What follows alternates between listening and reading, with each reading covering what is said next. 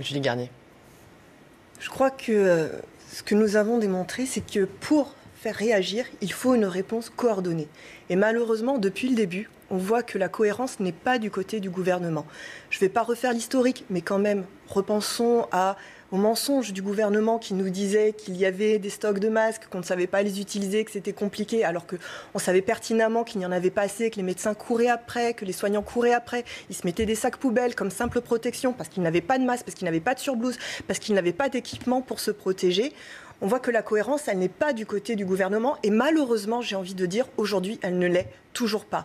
Quand on voit qu'on a des rassemblements de plus de 5000 personnes qui sont interdits, mais que d'un côté, on autorise le Puy du Fou à aller jusqu'à 9000, qu'on demande de la distanciation, mais qu'on sait que déjà à la rentrée dans les écoles, cette distanciation ne sera pas respectée dans les classes, alors que les élèves, notamment en primaire, ne peuvent pas porter de masque.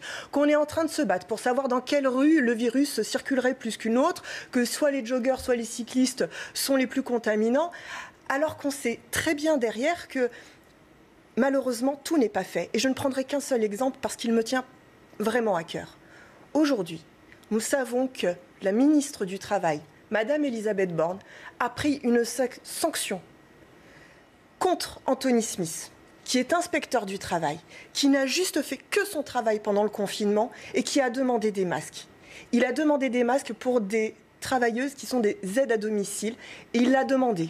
Et pour ça, Monsieur Anthony Smith est sanctionné par la ministre du Travail et doit quitter son travail et a subi une sanction.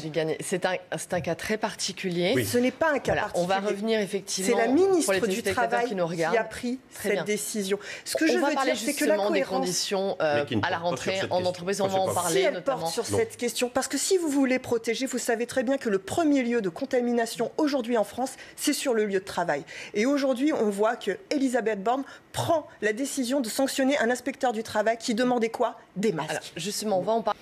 Julie Garnier, est-ce que vous êtes choquée par ces images, par cette dérogation accordée au Puy du Fou? Je rappelle, 9000 spectateurs hier soir en Vendée. Je crois que je ne suis pas la seule à être choquée. Je pense que peut-être même tout le monde de la culture est choqué. On sait que c'est un monde qui est à l'agonie et qui a besoin justement de rassemblement et il comprend mal pourquoi. Dans certains cas, c'est oui et dans d'autres, c'est non. Mais je voudrais revenir quand même sur les masques, c'est-à-dire que s'il y a une utilisation massive, puisqu'il faut une utilisation massive des équipements de protection, pourquoi est-ce que ces équipements ne sont pas distribués? Pourquoi est-ce qu'ils ne sont pas gratuits? Pourquoi est-ce qu'ils ne sont pas utilisés comme un moyen massif, finalement, de lutte contre la pandémie? Moi, c'est une question qui est juste de bon sens. Vous n'avez pas le sentiment que c'est déjà le cas? Qu'il soit gratuit? Non, pas du tout. Non, pas la gratuité, mais le fait que la majorité des Français aujourd'hui en utilisent. Ouais, je vais vous dire ce que je vois concrètement, c'est que comme je prends très souvent les transports en commun, ce que je vois, c'est qu'au début de la pandémie, je voyais des gens en sortant du train qui avaient l'habitude de le jeter dans la poubelle et aujourd'hui qui le mettent plutôt dans la poche pour pouvoir le réutiliser après. Parce que ça a un coût. Ça a un coût, ces masques. Pour une famille, c'est estimé à 1 200 € par an. Vous vous rendez compte, 1 200 € par an? On vit dans un pays où il y a 9 millions de pauvres, où on a des gens qui travaillent et qui vivent dans leur voiture. Alors, imaginez ce que c'est qu'en plus de devoir acheter des masques.